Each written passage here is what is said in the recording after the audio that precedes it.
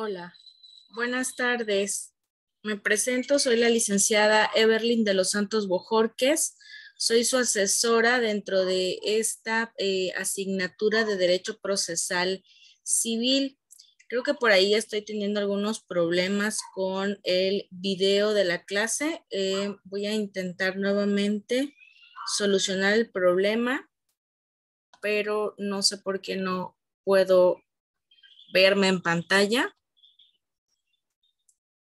con ustedes. Solo denme un segundo, por favor, para saber por qué no puedo acceder con ustedes. Un segundo, un segundo. Ok. Listo. Ok. Bueno, antes que nada, una disculpa por haber accesado hasta esta hora. La clase estaba programada para las 6 de la tarde, pero por cuestiones técnicas y de la sala de Zoom no habíamos podido acceder. Bueno, para no dilatar un poco más esta situación, pues me presento, ustedes ya me conocen, soy su asesora dentro de esta asignatura de Derecho Procesal Civil. Esta videoconferencia, pues obviamente se estableció para efectos de hablar de los temas más importantes que abordan nuestra asignatura. Dado que el derecho procesal civil es una de las clasificaciones del derecho más comunes dentro de nuestra sociedad jurídica. Atendiendo a ello y a que ustedes se están formando actualmente como profesionistas en esta clasificación del derecho, es necesario que ustedes sepan a grandes rasgos los conceptos básicos que precisamente cubren esta materia. Entre ellas, pues primero que nada hay que recordar que el derecho tiene tres grandes clasificaciones, que es derecho público, derecho privado y derecho social. En este caso, el derecho civil se ubica en la clasificación de derecho privado y por ende es necesario aclarar que el objetivo que persigue el derecho privado, específicamente el derecho civil, es poder establecer normas jurídicas de actos jurídicos que se celebran entre particulares. El Estado no forma parte de esta relación de los actos jurídicos, sino solamente nosotros como personas individuales, como personas físicas. De los ejemplos más comunes que tenemos en la aplicación del derecho civil, pues son la celebración de contratos, entre ellos, pues por ejemplo, un contrato de compraventa, un contrato de arrendamiento, alguna situación que nosotros tengamos respecto a juicio de herencias, reconocimiento de patria potestad, reconocimiento de paternidad, es decir, todos aquellos actos jurídicos originados y encaminados a establecer precisamente esa relación que tenemos entre ciudadanos. Bien, entonces, en este caso, México no solamente cuenta con una ley adjetiva, que es pues el Código Civil. Código Civil establecerá de acuerdo a cada entidad federativa, por lo cual ahora tenemos esa situación de poder establecer que tenemos una legislación que nos ayuda a llevar a cabo el proceso precisamente en materia civil. Esto a efectos de que nosotros podamos saber a ciencia cierta todos y cada uno de los pasos que nosotros tenemos que seguir para poder alcanzar una resolución obviamente favorable para nosotros. Bien, así como en el derecho penal existe algo que se llama denuncia, en derecho civil se llama demanda. Y este es el concepto básico que primero que nada tenemos nosotros que saber. ¿Qué es una demanda? Hay diversas acepciones y diversas corrientes ideológicas que hablan acerca de este tema. Y obviamente el concepto de la demanda irá variando de acuerdo al autor que nosotros consultemos. Sin embargo, creo que de manera general hay una acepción que pues es aceptada por múltiples personas, que esto no es más que el acto jurídico mediante el cual un ciudadano promueve ante el órgano jurisdiccional todo aquello que tenga que ver con un acto jurídico en materia civil. Entonces, ahorita les voy a compartir la pantalla para que nosotros podamos ver a grandes rasgos qué se entiende como el acto de la demanda civil y qué es precisamente lo que implica la demanda civil. Acordémonos también que nosotros tenemos un código procesal civil y que pues también nos establece algunas situaciones que son importantes para que nosotros podamos manejar. A continuación, ahorita les voy a compartir la pantalla para que podamos ir de la mano checando este concepto que es de suma importancia para nuestra materia. Un segundo nada más para que lo podamos hacer. ¿Ok?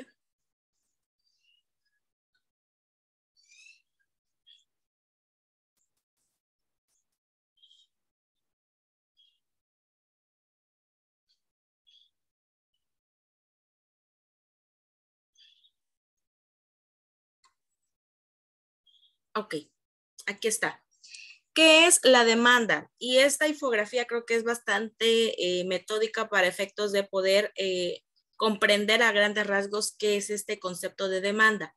La demanda es un acto procesal, como ya lo establecimos, es un acto jurídico. Es decir, hay que acordarnos que hay una diferencia entre acto jurídico y hecho jurídico.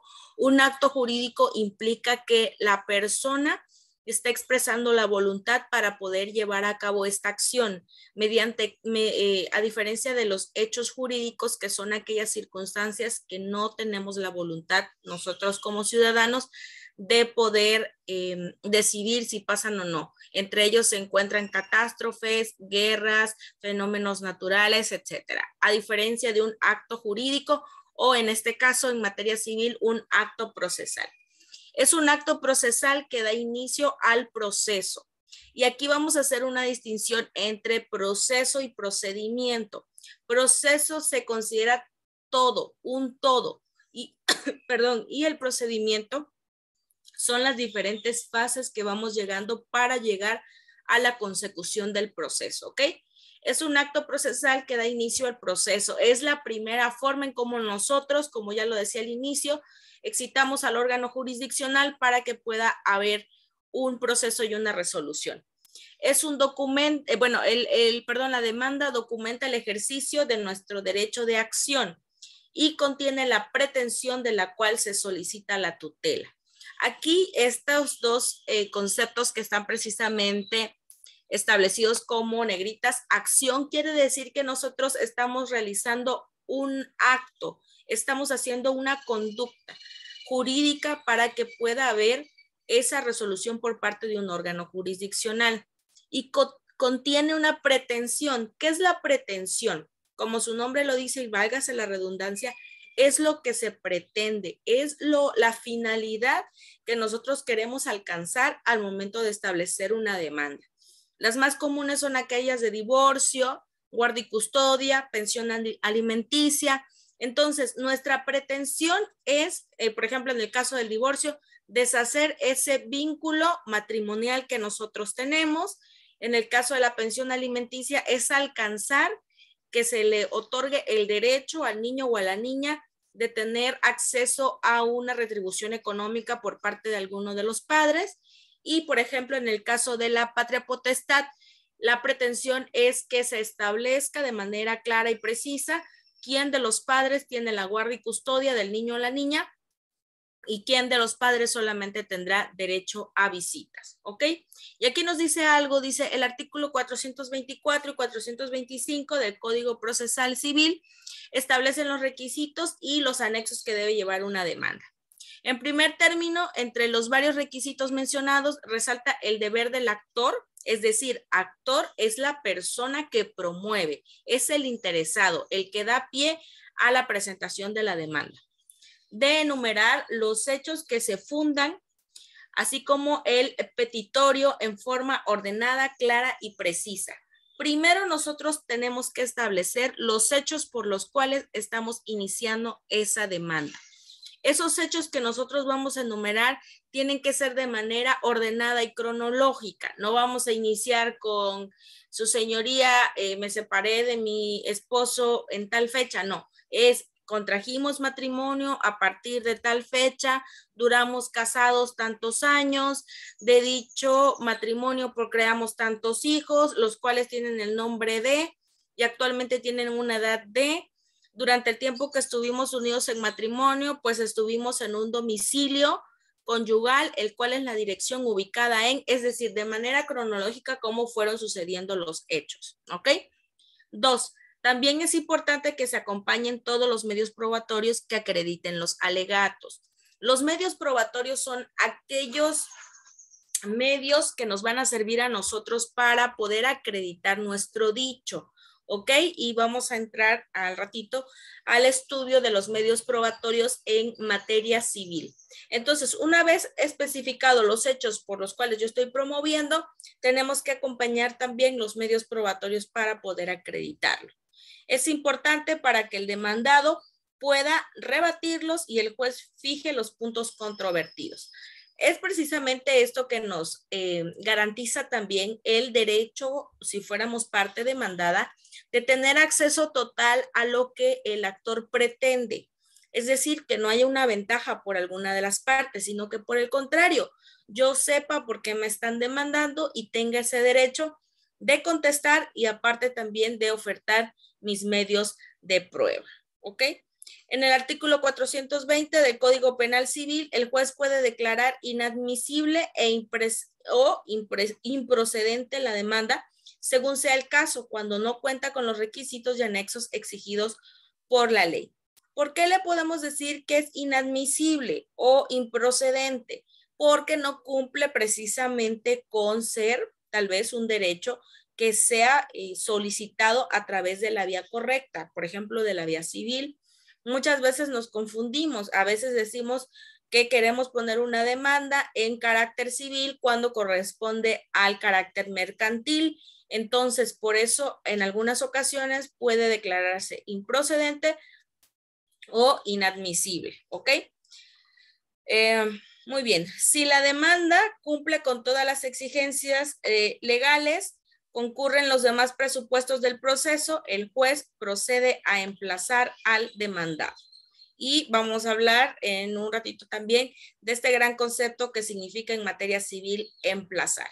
Entonces, bien, nuestro primer acto, nuestro primer acto procesal en materia civil es precisamente esta situación de interponer la demanda, que tiene que estar debidamente requisitada, tiene que ser para solicitar un derecho que nos es atribuible y tiene que ser presentado ante la autoridad competente, que en este caso es un juez del ramo civil. ¿Ok? Bueno, y nada más ahorita les voy a compartir también, nada más déjenme buscar el contenido acerca de cuál es la importancia del emplazamiento. El emplazamiento a grandes rasgos es precisamente el hecho de que le hagamos de conocimiento, que le notifiquemos precisamente a la otra parte lo que se está pretendiendo. Y además de eso, no solo el hecho de establecer lo que se está rebatiendo, lo que se está tratando de hacer valer, sino que ellos también tengan precisamente ese derecho de poder tener acceso a los medios de prueba y también de poder saber qué es lo que se está ofertando como medios de prueba, ¿ok? Nada más denme un segundo porque por aquí tenía la infografía y ya la perdí. Un segundo.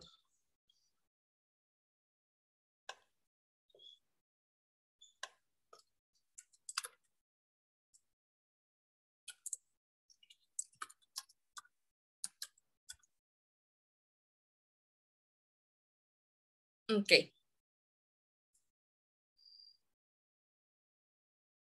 Aquí lo tengo y enseguida comparto con ustedes la pantalla para que la podamos ver.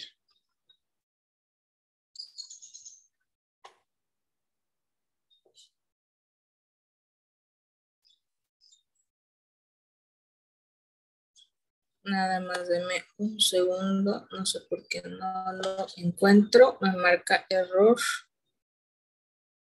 Ok, déjenme descargar. Aquí está. ¿Qué son y para qué sirven los emplazamientos? Cuando se concluye una investigación en la cual se determina que hay elementos objetivos que hacen posible la existencia de prácticas monopólicas o concentraciones ilícitas, existencia de prácticas en un mercado, la siguiente etapa del procedimiento segundo en forma de juicio se inicia con el emplazamiento, que significa manifestar lo que a su derecho convenga de parte de la otra parte, presentar y ofrecer pruebas que ameriten algún desahogo, lo que decíamos, y referirse a cada uno de los hechos sobre los cuales se les hace responsable.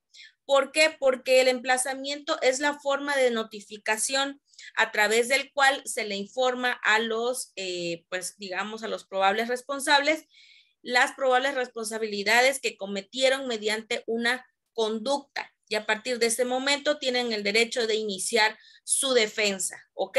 Entonces, a eso le llamamos nosotros precisamente emplazamiento, es decir, hacerle de conocimiento a la otra parte los hechos controvertidos, los medios de prueba que se están estableciendo y que él tenga precisamente ese derecho de defensa que también está establecido en nuestra Constitución Política de los Estados Unidos Mexicanos para poder allegarse de todos aquellos medios de prueba y contar con una defensa técnica y adecuada.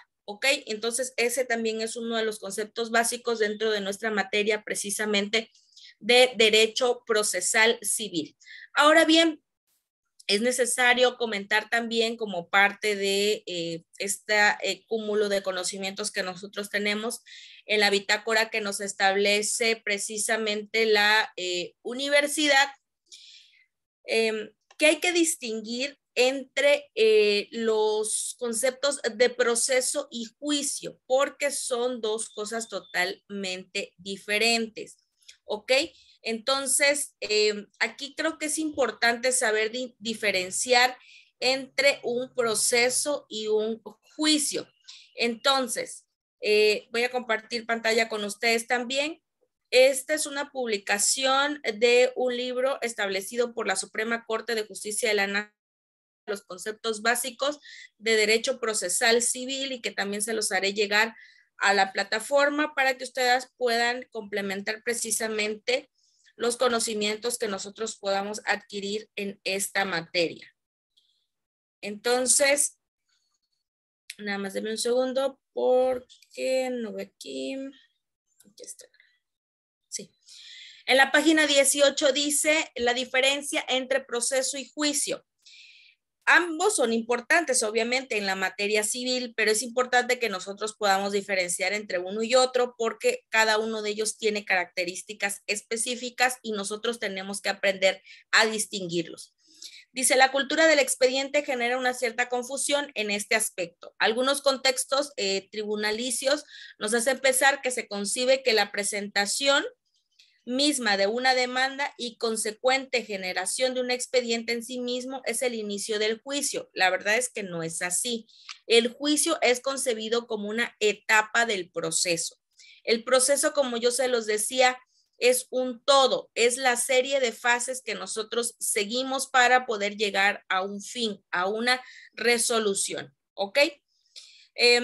Dice, concebimos al juicio como un momento concreto, cuando las partes no han arribado a una solución anterior por vías menos controversiales, y es un tribunal judicial el que debe decidir a quién le asiste la razón, o en términos de finalidad del proceso, cuál es la verdad del caso concreto. Como les decía, es una fase del proceso. El juicio como tal forma parte del proceso judicial, que era lo que les decía, pero no es el equivalente al proceso judicial. El proceso judicial involucra todas las actuaciones que se realizan por las partes y las decisiones jurisdiccionales que se toman en el marco de un caso concreto, con vías a una determinación específica. Entonces, efectivamente, el juicio es la última etapa que nosotros tenemos dentro de un proceso judicial. El proceso judicial está establecido por todas y cada una de las fases que integran el proceso, válgase la redundancia, desde la presentación de la demanda hasta la sentencia después de llevado a cabo el juicio.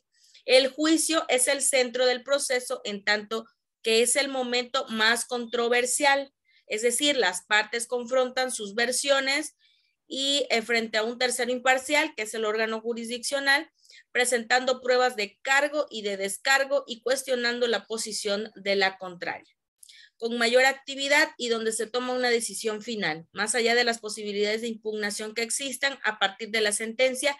En juicio, el litigio varía hacia la discusión con la decisión jurisdiccional, no con la contraparte. Entonces, en este caso tenemos que tener claro que quien toma la decisión dentro de este proceso judicial y específicamente en la etapa del juicio es el juez civil.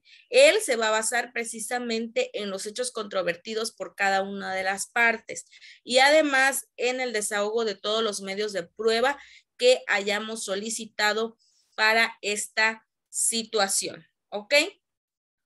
Entonces, esta es la diferencia entre proceso y juicio. No es lo mismo, ¿ok? Dice, los requisitos centrales a cumplir en el marco de un proceso debido, cualquiera que sea la materia en la que verse, son, primero, la exigencia del debido proceso. Es decir, este proceso tiene que ser apegado a derecho y en estricto observancia a los derechos humanos de ambas partes. Aquí no debe de haber desigualdad. Acuérdense que somos iguales ante la ley de acuerdo al artículo 4 de la Constitución Política de los Estados Unidos Mexicanos y no puede haber discriminación alguna por ninguna razón de acuerdo a lo establecido al artículo 1 de la misma Constitución. Segundo, dice contar con una audiencia oral y pública como centro del proceso, ¿sale? Entonces, estas audiencias son de forma pública. No hay que olvidar que anteriormente, pues, se caracterizaba el derecho procesal civil por ser todo de manera escrita. Aquellos tomos y tomos y tomos de expedientes que teníamos que analizar y que además en muchas ocasiones no era precisamente el juez quien tomaba la decisión, sino más bien era el proyectista. Actualmente no, actualmente quien debe tomar precisamente la decisión mediante el principio de inmediación es el juez. Tercero, poner la resolución del conflicto a cargo de un órgano independiente e imparcial. En este caso, pues son los órganos jurisdiccionales que a través de su potestad y una vez analizadas las circunstancias de los hechos, son quienes dictan el fallo. Cuarto, contar con límites temporales delimitados para dar una respuesta. En otras palabras, terminar los casos con un plazo razonable, ¿ok? Estos no se pueden extender en el transcurso del tiempo, sino que por el contrario, tiene que estar establecida una temporalidad que sea razonable. El juicio, como es aquel espacio de decisión al que ya nos referimos, debe cumplir siempre una serie de características mínimas para ser considerado justo en términos de una adecuada exigencia internacional. El proceso como marco en el cual el juicio está inserto puede tener un diseño diferente de acuerdo al tipo de conflicto que se presente al conocimiento judicial. La flexibilidad en el diseño del proceso está posibilitando, por ejemplo, la resolución de aquellos casos que no presenten controversia o que admitan una composición menos confrontiva a la propia del juicio. Es lo que posibilitará que los casos reciban una respuesta adecuada a sus características particulares. Aquí vamos a hablar, por ejemplo, del divorcio incausado, del divorcio voluntario. ¿Por qué me refiero a estas dos figuras? Porque estas dos figuras del divorcio incausado significa que ya no tienes que establecer, como se hacía anteriormente, tener establecida alguna de las excusas, alguna de las justificaciones que marcaba el Código Civil para poder divorciarte. No. El divorcio incausado significa que ya no hay una circunstancia que tú tienes que acreditar. Simplemente basta con que alguno de los cónyuges esté en oposición para seguir con el matrimonio y presentar la demanda de divorcio y este seguirá su propio proceso, ¿no? Entonces, esto es lo que agiliza cuando no hay precisamente esa contrariedad en las voluntades de las partes, sino que por el contrario, están pues de manera voluntaria en el mismo canal, por así decirlo, y no tienen impedimento para poder disolver ese vínculo matrimonial, ¿ok? Bien. En este punto también vamos a hablar de otros aspectos que son importantes, a mi parecer, acerca de conceptos básicos del derecho procesal civil.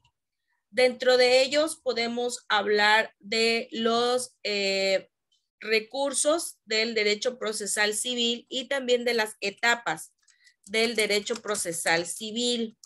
Ok, ahorita nada más vamos a ver las etapas para que podamos ir desglosándolos poco a poco y sea más fácil para nosotros poder entenderlos. Nada más denme un segundo y ahorita comparto pantalla con ustedes para que sea más fácil.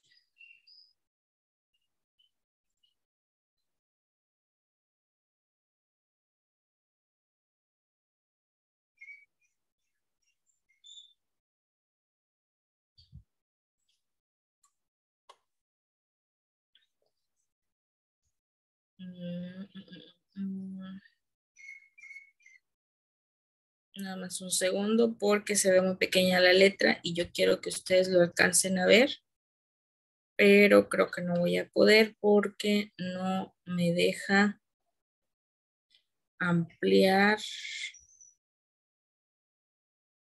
precisamente esta situación. Nada más denme un segundo.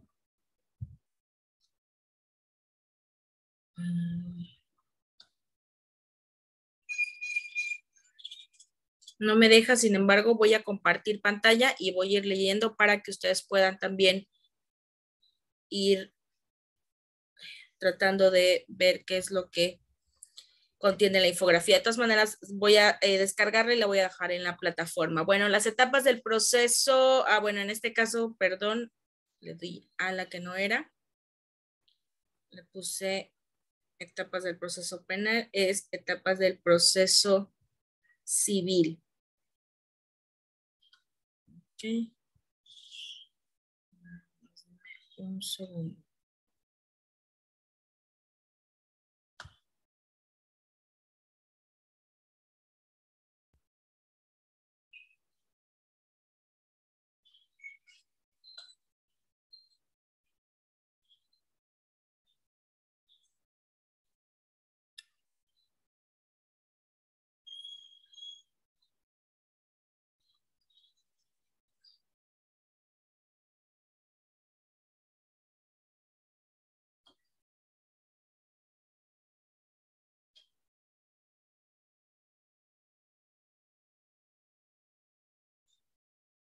Nada más un segundo.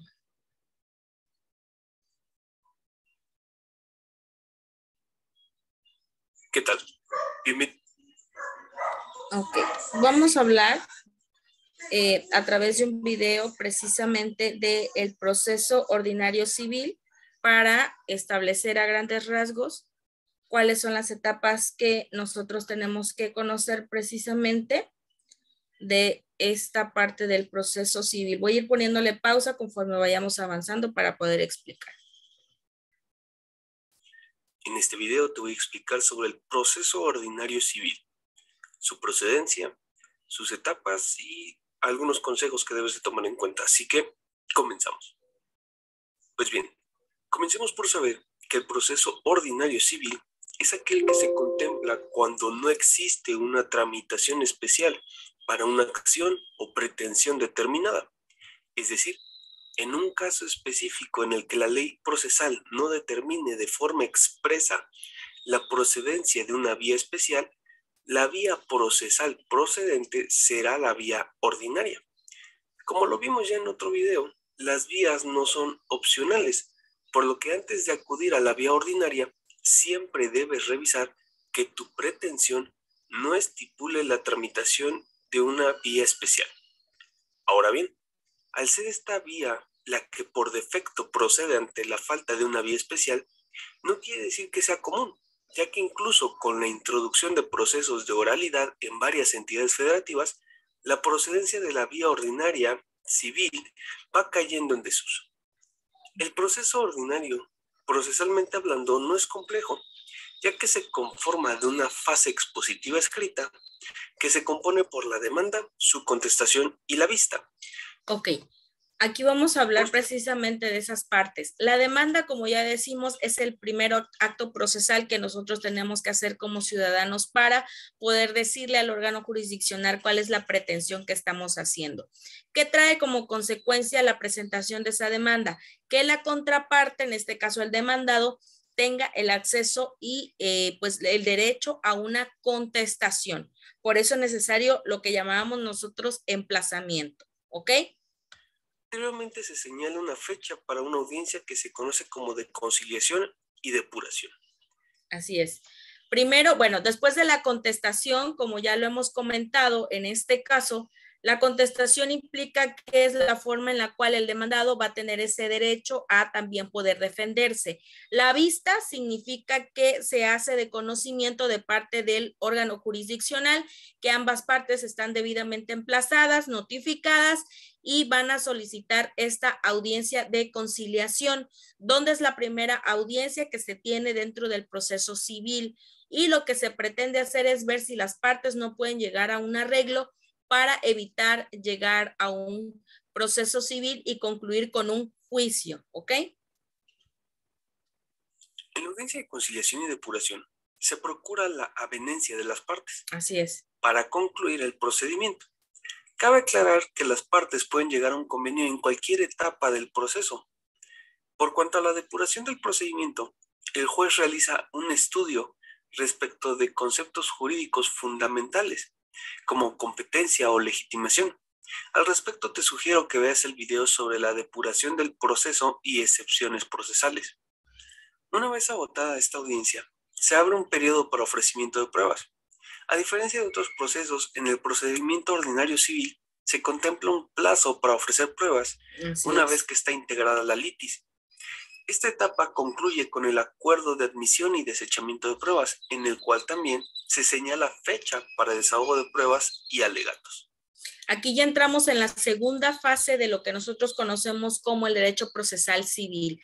Aquí las partes ya ofrecen sus pruebas y se admite por parte del juzgado o se desechan. Acuérdense que la admisión o el desechamiento de las pruebas variará y tendrá que ser con estricto apego a los lineamientos que establece el Código Civil para saber si es una prueba que es lícita, que es legal y que esté dentro del marco que establece la ley civil. Si no cumple con esos requisitos de legitimidad, de legalidad, de que sea una prueba que se considere como apta para la presentación de la litis, entonces se dará el desechamiento de dicha prueba, salvo aquellas que se conocen como una prueba superveniente. La prueba superveniente es aquella que las partes no sabían que existía en el momento del ofrecimiento. Entonces, por eso es importante tener claros desde el inicio cuáles serán nuestros medios de prueba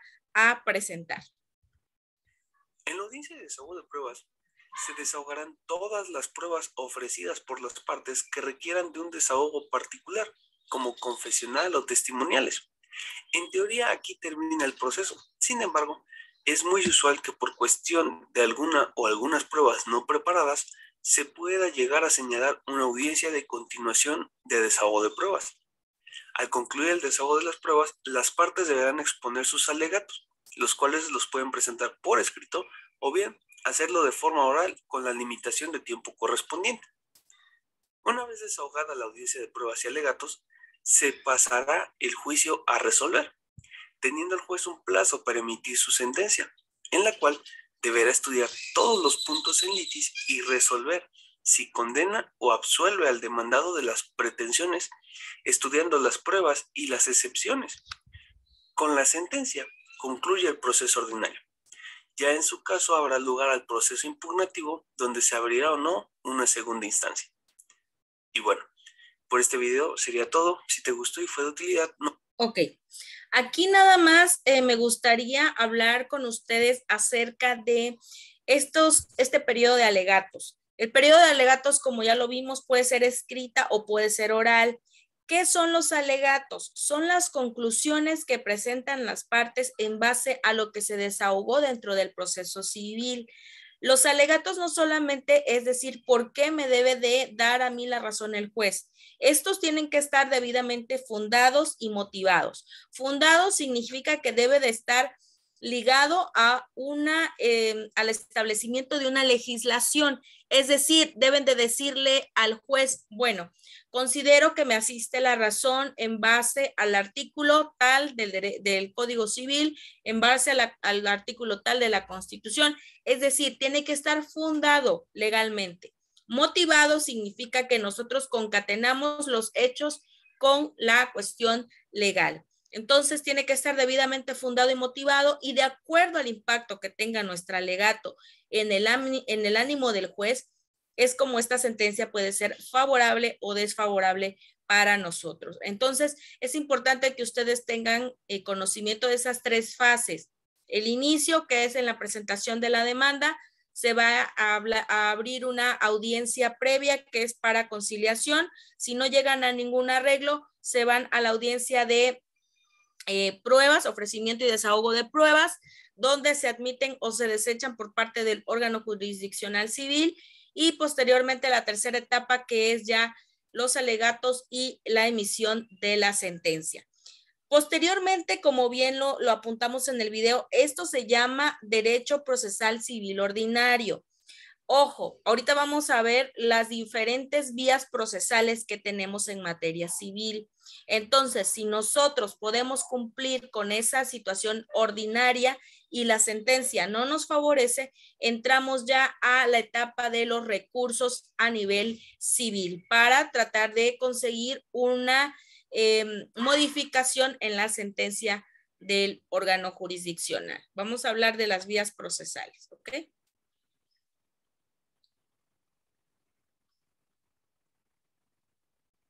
Voy a adelantarlo un segundo para que podamos nosotros continuar. Consecuencias de no elegir la indicada.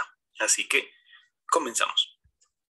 Debemos saber que en nuestros procedimientos, cuando iniciamos un juicio, existen presupuestos procesales que se deben atender para que nuestra demanda sea formalmente procedente.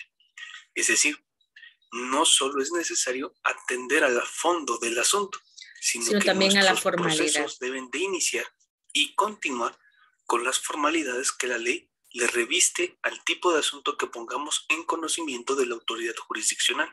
Ok, vamos a hacer una distinción aquí entre fondo del asunto y la formalidad. El fondo del asunto es entrar al estudio de las circunstancias de los hechos. La formalidad es cumplir con los requisitos que establece la ley. Ok, son dos cuestiones diferentes, pero tienen que ir unidas. Si nos falta el fondo, pero tenemos formalidad, no procede porque no hay litis. Y si tenemos fondo, pero no tenemos formalidad, tampoco va a ser posible que se admita porque no estás cumpliendo con los requisitos marcados precisamente por la legislación. ¿Ok? Bien, las vías procesales son un presupuesto procesal que implica el cómo se llevará a cabo nuestro procedimiento. La vía procesal contiene muchas implicaciones en cualquier proceso, como por ejemplo, los plazos para contestar la demanda, el tipo y número de audiencias y si existe o no plazo para presentar pruebas o estas deben rendirse en la fase expositiva del proceso. Así es. Entre otros. Ahora bien, algo muy relevante a tomar en cuenta en relación a las vías procesales es que no son opcionales. La parte actora, que es quien invoca la vía e inicia el proceso, no puede elegir a libre albedrío la vía procesal que quiere elegir y seguir, ya que esto es parte de las formalidades esenciales del procedimiento. El actor debe presentar su demanda en la vía que corresponde a su pretensión. Así entonces, por ejemplo, alguien que pretende cobrar un pagaré que se encuentra dentro de la hipótesis de proceder en la vía ejecutiva mercantil, no puede elegir realizar su trámite en la vía ordinaria mercantil, ya que esto implicaría no solo que la parte demandada, si es que de milagro se admitiera la demanda, puede oponer la excepción de improcedencia de la vía, sino que, como lo comentamos antes, al ser un presupuesto procesal, se estudia de oficio y al tratarse de formalidades del proceso, implica que cuando no se opta por la vía adecuada, conlleva a que el proceso es ineficaz en todo sentido, y esto puede ser tomado en cuenta incluso en el momento de dictarse sentencia. Aquí Ahora, es lo que decíamos aunque hace rato. Hay que elegir cuál es la forma adecuada de poder establecer una demanda, hacer una distinción de manera específica, saber cuándo vamos a actuar por la vía civil y cuándo estamos reclamando un derecho por la vía mercantil, porque es muy común que nosotros podamos tener esa confusión, precisamente porque en ambos se ventila actos jurídicos entre particulares, pero es una línea muy delgada entre hacer valer un derecho en la vía mercantil y hacer valer un derecho en la vía civil. Entonces hay que saber cuál es la vía, cuál es el camino correcto para hacer valer un derecho. el criterio que debes tomar en cuenta para saber elegir una vía procesal deviene de uno de los principios generales del derecho, lex speciali derogat generali, es decir, la norma especial deroga a la ley general. Es, deroga a la ley Hablando general. en términos de la procedencia de la vía, cuando existe una vía que se considera especial para el tipo de pretensión que estás persiguiendo, deberás optar por la vía especial por sobre la general, como por ejemplo, del pagaré. La vía especial es la ejecutiva mercantil, razón por la cual la vía ordinaria no será procedente para esta pretensión. Algo que debes saber es que la vía puede ser estudiada en cualquier momento procesal, incluso en segunda instancia, por lo que si la vía es improcedente, te dejarán a salvo tus derechos para que los hagas valer en la vía que corresponda y tu proceso iniciado será una pérdida de tiempo. ¿Por qué hablamos de esto? Porque si el juez de segunda instancia, quiere decir segunda instancia, es cuando ya agotaste tu proceso civil ordinario, que era lo que decíamos, y ya estás dentro de una segunda fase, que es la revisión de otro órgano jurisdiccional, porque seguramente tú ya interpusiste algún recurso. Si el juez que está resolviendo acerca del recurso que tú interpusiste se da cuenta que no es la vía correcta, lo que va a hacer es desecharte. Entonces, por eso decimos que pues va a ser una pérdida de tiempo, porque el tiempo que ya transcurrió para que tú puedas desahogar tu proceso civil, pues ya feneció, ya pasó. Entonces te va a decir, ¿sabes qué? Dejo a salvo tus derechos para que vuelvas a hacer tu pretensión, pero ya en la vía que te estoy marcando. Y eso es volver a empezar de cero. Entonces, por eso es la importancia de saber distinguir entre qué vía y qué vía vamos a actuar nosotros para poder estar en esa circunstancia. Y bueno, por este video sea todo. Si te gustó. Ok. Bueno, de mi parte sería todo el día de hoy, tomando en consideración que pues nuestra clase tarda 1 hora y se nos va a cerrar la sesión. Si tienen alguna duda respecto a los temas, nuestra asignatura es bastante amplia y muy grande. Quedo a su disposición, ya saben, en el correo institucional evsantos@unisan.edu.mx o a través de la retroalimentación de la plataforma. Este video quedará grabado en la plataforma para que ustedes lo puedan consultar y también subiré los enlaces de los videos para que ustedes puedan apoyarse y saber un poco más, ahondar un poco más en este conocimiento. Les agradezco mucho y que tengan muy buenas noches.